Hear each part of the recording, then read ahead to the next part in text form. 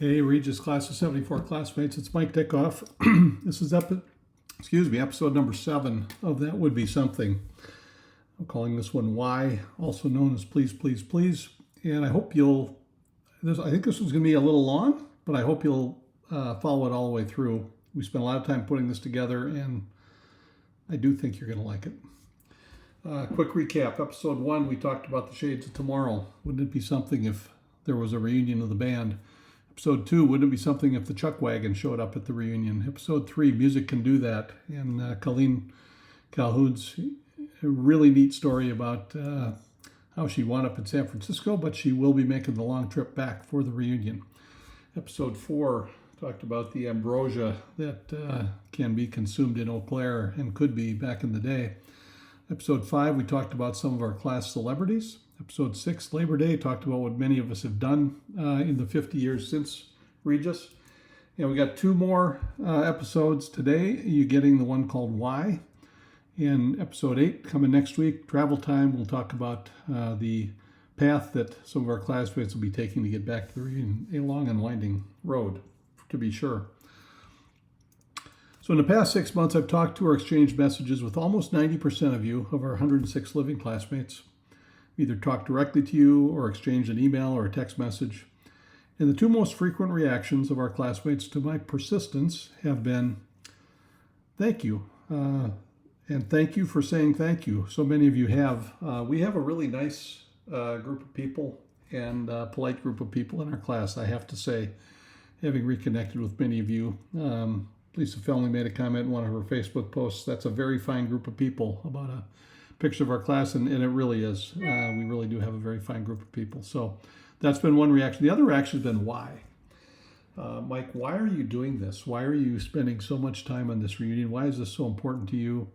And kind of the subtext of all that, that no one said, but I suspect you're thinking is, Mike, you weren't exactly the social butterfly of the class of 1974. What's gotten into you? Why are you doing this? And that is all true. I was an intensely shy high school kid, particularly shy around attractive females. And since we have so many attractive females in our high school class, that was a problem for me. So anyway, I've overcome some of that shyness, and I'm going to answer the question, why? There are 3 reasons why I've been doing this, and several of our other classmates have put a lot of time and effort into this. But I'm going to speak for myself here. So my 3 reasons are selfishness was number 1, gratitude is number 2, and friendship is number 3. Let me explain. Selfishness, I like reunions. I like college reunions. I like family reunions. I like reunions of my work colleagues, and I particularly like high school reunions. And so for a selfish reason, I'd like us to have as many people there as possible, because reunions are better when more people show up. Every single person that shows up makes the reunion better. Second reason, gratitude. I really feel thankful that I had an opportunity to grow up in Eau Claire, Wisconsin in the 1960s and 1970s. I don't think there was ever a place or time on the planet that was better for a kid to grow up in. My family moved to Eau Claire when I was 3 years old and stayed forever. My dad died as an Eau Claire resident in 1991, and my mom died as an Eau Claire resident in 2022. So long lasting residence in Eau Claire, and I really appreciate the fact that I went to the same. I went to school with the same kids from grade school, from first grade at IC through the communion picture you see here in second grade through high school. Yeah, Regis, obviously picked up a lot of new classmates when I got to Regis, but a lot of the IC kids were there too. And I contrast that with my partner in life, Betsy O'Connor Dickoff, who I married on the day of our 5th reunion. So I missed the 5-year class reunion for a good and valid reason. Betsy went to three high schools in 4 years. Freshman year, 1 high school, sophomore, junior, another, and senior, another. Her dad was a captain in the Navy, and they moved every 2 years. So she didn't have the same kind of persistence of friendships as a kid that I had, and I really am grateful for that. And I've never helped on the reunion before, so I figured as payback, it was my turn to help a little bit. And the third reason I'll give you is friendship. You all know Jim Vaudrey. He was one of our fantastic class members at at Regis, and I had a special friendship with Jim because we lived a block away from each other. My family moved to Skeels Avenue on the south end of Eau Claire at the end of second grade, block away from where Jim's family lived. And we did a lot of things together. We were, starting with things like Indian guides and Boy Scouts, and we built tree forts together, and we rode our bikes down on the south end of Rudolph Road together before there were houses down there. It was a great place for, young kids to ride around all day and try to get in a little bit of trouble, but not too much trouble. And Jim and I did that for many, many years. Once we got to high school, we found we had really different interests. He liked to ski. I liked to play basketball in the winter, and in the summer he liked to fish, and I liked to golf. And so we didn't have the same interests, but we still stayed very true to one another as friends.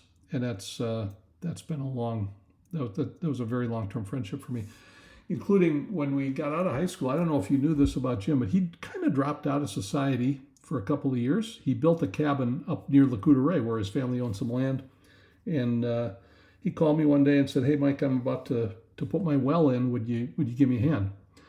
And I know less than nothing about putting wells in, but I drove up, and Jim showed me the divining rod technique he had used to find the place the well was going to go, and we started digging a hole, and pretty soon we had a big hole, and we started to pound in the well, and we got it down a couple feet, and we hit something solid.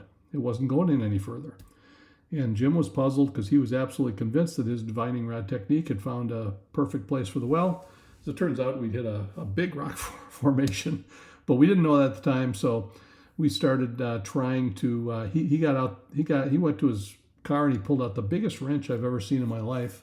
He put that around the pole, the well rod, and he said, "Mike, get down there." And as I'm turning this, he was walking around the top of the hole. Put some pressure on it, and we'll see if we can auger this thing in. Well, I was there to be the bronze, not the brain that day, so I got in, did what I was told, and after a couple of minutes, Jim had made a couple turns around the circle. He said, "Mike, look out!" And so I covered up down in the hole there, and sure enough, that big-ass wrench bounced right off my wrist and forearm and clattered down to the bottom of the hole. And I looked up at Jim, and he was as white as a sheet. And he said, "Mike, are you okay?" And I said, "Yeah, I think so." And, that hurt a little bit, but I'm not mad. I don't think you did it on purpose, so I can't be mad at you, Jim. And we decided that was the end of our well digging for the day. I headed back to Eau Claire. Jim somehow got a well done. I'm not sure exactly how. He lived in that cabin for a couple of years, and after a couple of years, he decided that maybe going to the University of Wisconsin Eau Claire and getting an accounting degree and going into the family business wasn't the worst thing in the world. But that was an experience we frequently laughed about in later years. Now, Jim had a fabulous life, and at the center of that was his family, his wife, Chris, his daughter, Izzy, his parents, Vi and Jack, or Vivian, whose name who everyone called Vi, his dad, Jack. Both lived into their 90s. His mom is actually still living, and his dad, Jack, I think died at age 96 a couple of years ago. Jim had 7 siblings. They had 6 boys in the Vaudry family, and finally, child 7 was a girl, and then they liked that so much they had 1 more girl, so 8 kids total, 6 boys, 2 girls. And Jim had a lot of nieces and nephews, and I know he was a favorite uncle to many. So Jim had a great family life. He also had a great professional life. He was the 3rd generation, I think, CEO, maybe 4th of family CEO of the Hipsch services business. And I know he helped to grow that business and make it much more successful over many years. Jim was an avid skier, lifetime skier. He was always in great shape. He was also a very avid sailor, competitive sailing up in Bayport. And late in life, he combined his interest in skiing with an interest in flying helicopters. So he got his helicopter pilot's license. He owned a helicopter, and he would go out west and do heli skiing, where you drop in off the helicopter and ski down a mountain that can only be reached by helicopter. So Jim had a lot of interests and a great life. And about a year ago, almost exactly a year ago, September 6th, 2023, I drove over to Eau Claire, and we had a dinner at Cowboy Jack's with Jim and myself and Steve Meinholz and Guy Rosado. So 4 old IC kids. Steve, of course, was in our high school class. Guy did not go to Regis. He went to Memorial. And we just had a fabulous evening together. And literally, I hadn't seen Guy in 50 years until he showed up at my mom's funeral a few years ago. So it was a great reunion, mini reunion. And then when I decided a few months later that I was going to get involved in our 50th reunion, first thing I did is I sent Jim a note. I said, "Hey, Jim, this would be a fun project to do together." This was in early February of 2024. And I didn't hear back for about 10 days. And I thought, well, Jim's probably, on a ski trip or something. I'm sure I'll hear eventually.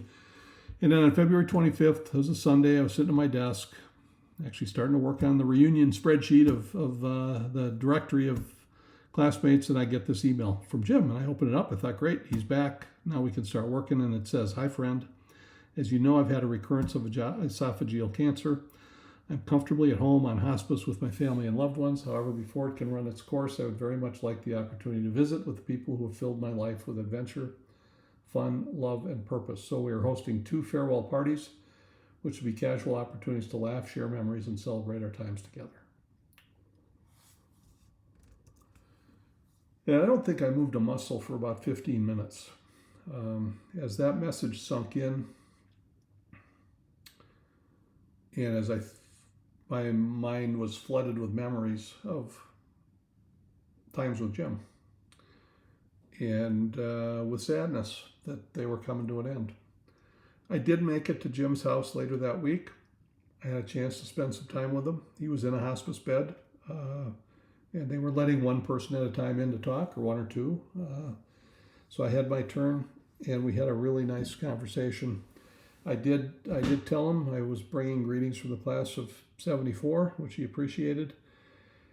And at the end, after a few minutes, I said, "Jim, you got a big line waiting outside. I should move on here. Thanks for being you, and I'll see you." And he looked at me like, "Well, no, you won't," because he knew he was near the end. And I said, "No, somewhere, someday, you and I will cross paths again." And I left. And 2 days later, Jim passed away. And as I was leaving his house that day, I decided that the effort I was going to put in on the reunion, I would dedicate to Jim for our long friendship. So that's my why am I doing this and focusing so much attention on it. Now let's talk about what we're doing here. 114 of us graduated together. We invited another 8 who spent at least 1 year in our class. So that's 122. And that's now, Julie Floor came to my house with all her yearbooks one day, and we started pouring through, and we actually found, this was after we started all the recruiting for the reunion, we found another 11 people like Bill Flynn and Chuck Campa and Mike Rogers, who most of them spent just 1 year in our class. So apologies to those other 11 because we didn't include you in our recruiting. But so we started with 122. Jim was the 14th to die, and since then, sadly, we've lost Janet Thornton and Gary Schmaltz. So 3 of our really amazing characters from our class have passed away this year alone. So that's 16 passed away. So that leaves us with 106 living classmates. And we set 3 goals in the recruiting for this reunion. 50 is a special reunion, I think. 100% awareness. We wanted all 106 to know about it far enough in advance that they could make plans to be with us if they so chose. 100% attendance. For those that we reached with the information, we want 100% to show up. Now, I know that's not a realistic goal to get everybody in the same place at the same time, but we provide a number of different ways for people to attend. Right, we've had some of these mini reunions up front for people that couldn't make September 21st. So 100% attendance was the goal, and 100% enjoyment. We want everybody who actually makes it to one of these events to have a really good time. Let's do everything in our power to make sure they have an opportunity to enjoy it.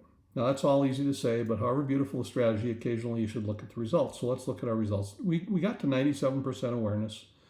We've had 2-way communication with 103 of our 106 living classmates. The only 3 we haven't either gotten a message to or received a response from our Hilma Arce Rader, who was an exchange student in our class our senior year. She stayed in the U.S. She married Dave Rader, a Regis grad, and she lives in New Jersey. We haven't had a response from Hilma, and we're not sure that our messages were received. And Tim Russell and Rick Sheldon, we simply don't know where they live right now, so we haven't been able to send any messages. We don't have a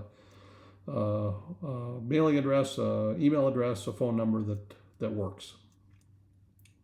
So we could still find these three in the next 2 weeks. We've got 2 more weeks. If anybody has any ideas, by all means, let us know. Let's talk about attendance. Paul Wolitz sent me an article recently, and a quote from it was, one recent article estimated that only 20% to 30% of alumni attend their 50th high school reunions. After all, people die, lose interest, or in my case, do not want to be reminded of 4 of the most awkward, frustrating, and confusing years of their life. This was from somebody named Stephen Lyons, a random dude who was explaining why he wasn't going to his 50th high school reunion. And awkward, frustrating, confusing. I can I can empathize with those words about high school years, but hopefully, and I bet almost all of us can. But hopefully, we've been able to get over some of that in the last 50 years, and we'll enjoy our time together here. Now, that 20 to 30%, that's pretty consistent with what we've had at our recent reunions. We've had a maximum of 30 people out of the 122.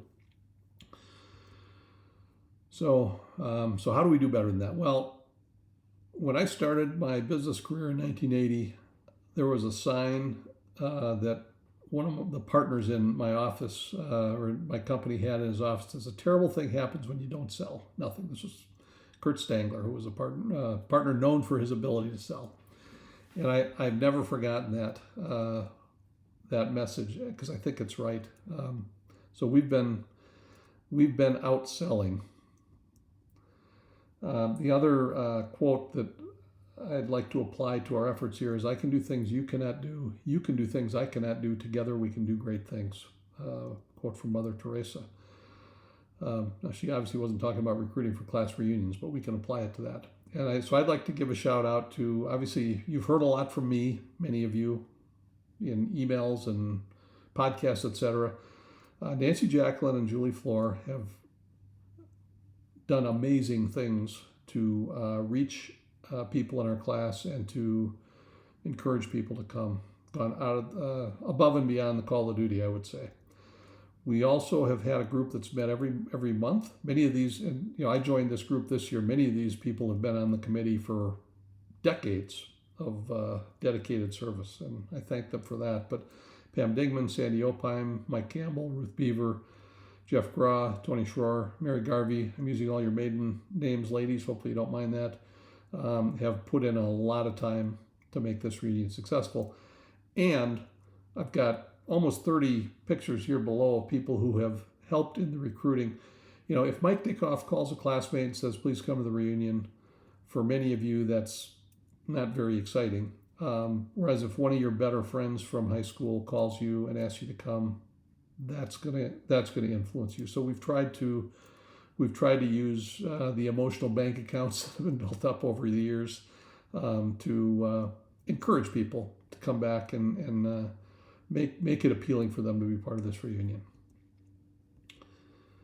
Now, I'll tell you one more story on attendance. I hope this won't bore you, but I'll relate an August 3rd discussion with my about-to-be 10-year-old granddaughter, Agnes. So I was in my office at home. Agnes was in here in the big chair, and she says, Grandpa, what's your favorite word? I said, well, I'll tell you if you'll tell me your favorite word. And Agnes says, my favorite word is hippopotamus. I didn't react for a few seconds because I like to let Agnes finish her thoughts. And then she said, my other favorite word is family, which almost made her grandpa melt in my chair because Agnes is big on family. And I had made a promise, so I said, well, okay, Agnes, my favorite word is relentless. I'm not quite sure why. It's not nearly as good as yours. I love yours, but it's been my favorite word for a long time. Well, later that day, I drove over to Eau Claire for the mini reunion we had to celebrate the fact Tom McDonald was in town from Connecticut, and Tom wasn't going to be able to come back for the big reunion. And on my way over, I sent a bunch of texts to people who I was hoping I could attract to attend. Wanted to have a nice crowd for Tom. And one of the people I sent a text to was Linda Schubert, who likewise was planning to not be in Eau Claire in September. She and her wife, John, were going to be out in Maine on a family trip. So my message to Linda was, today, 4 p.m. at Cowboy Jack's with Tom McDonald. A gentle reminder, hope to see you there. And I got a quick response. See you then, Mike. Hope you were in sales all these years. You're relentless. And my response was, your response made by day, mostly because you were coming to the event, but topped by your use of my favorite word. So in this case, relentless worked. That's one of the reasons why we're being relentless. I hope you don't mind. And I had a really fun conversation with Linda Schubert that day, and I hope she enjoyed it too. We got some other benefits out of that outing on August 3rd that I'll share with you here in a minute. So right up until the end, we're going to be relentless in encouraging people to consider coming to the reunion. So let's go back to that 20 to 30%. So far for the Regis Class of 1974, we've got commitments for 75% attendance. That means people who are going to be at Friday and or Saturday and or attend one of these mini reunions we've had. Okay. 75%, pretty darn good compared to 20 to 30. Now, 100% enjoyment, how are we doing there? Well, we've had 4 mini reunions so far. May 7th, we had a group of IC classmates get together. We had 13 of us. 2 of them, Don Gust and Guy Rosato, were not Regis classmates, but they were IC classmates. We had a really good time. Quick quote from Tony Schroer, the get-together was so fun. And I think all who were there would agree. Lots of smiles, lots of laughs, lots of stories. May 29th, we got 11 of the 13 Twin Cities alumni together. And frankly, we had so much fun at Pizza Luce in Roseville, we forgot to take a picture. So I don't have a good picture of that group, but it was I believe a good time was had by all. Cowboy Jack's on August 3rd, we had 14 people. Tom McDonald had such a good time. Here's some great news. He's coming back for more. He's going to make the long trip from Connecticut all the way back to Eau Claire for September 20th and 21st. And there's the crew that was together that day. That includes Linda Schubert, second from the left. And August 26th, we got 13 people together. Deb Brantner was in town from California, isn't going to be able to get back in September. Ruth Weiss has other commitments outside the Eau Claire area in September. And the quote from Deb Brantner was, such a fun time. We sat and visited for 4 hours. Yeah, we got there at 4 o'clock and the group broke up at 8. And again, lots of laughs, lots of fun. I think everybody enjoyed it. Now, if you show up on September 20th or 21st and you are not having a good time, I want you to come and find me and tell me that. And I will arrange for Bill Barrett to visit with you and either give you a stand-up comedy routine and or a lap dance. And he's going to make sure you enjoy the reunion. So let me know. I mean, those are both in Bill's wheelhouse of expertise. Now, let's go back to the 75% attendance. I didn't count Jim and our other fallen classmates, but I probably should have because they'll be there in spirit. Or maybe I should say their spirits will be there. I've got a vision of Jim piloting a helicopter down onto the putting green outside the Wild Ridge Clubhouse, 16 spirits exiting the silent aircraft and coming in to watch us as we're as Jeff Graw is starting to MC the program at 7 o'clock. And they're going to really enjoy seeing a lot of us there and a lot of us having a good time. Another thing about that 75% attendance, I have a philosophy of appreciate what you have but never be satisfied. So, okay, we're at 75. I want to make sure none of that erodes between now and the 21st. I also would like to see it bump up a little bit. So for the 75% who are currently planning to come, we're going to have the party of the year in Eau Claire. Please, please, please follow through and show up. Don't get up on the 21st and say, I've got a little ache or a little pain. I'm not going to go. Don't forget about it. Make it a big prominent thing on your calendar. We're all getting a little forgetful, but don't forget this one. Please show up. And for the 25% who are not currently planning to come, we're going to have the party of the year in Eau Claire. So if it is possible, please, please, please come. And I do understand it's not possible for some of you. You've got a family commitment somewhere else. Maybe you've got caretaker responsibilities for somebody and you can't get away. And maybe, and in a couple of cases, people have some health issues that just make it difficult or impossible for them to travel. Totally understood. Wish you could be here. We'll miss you. But for those where it's possible, and if it's just that it would be a little inconvenient to come, I really hope you come here. I'll just relay one last story because modern transportation makes the improbable possible. I got a call in my office one Monday morning from a client at Air New Zealand, Andrew McCurdy, good friend and client. And Andrew said, Mike, we got a big meeting on Wednesday. I could really use you here for this meeting. Well, he's in Auckland, New Zealand, and I'm in Minneapolis, Minnesota.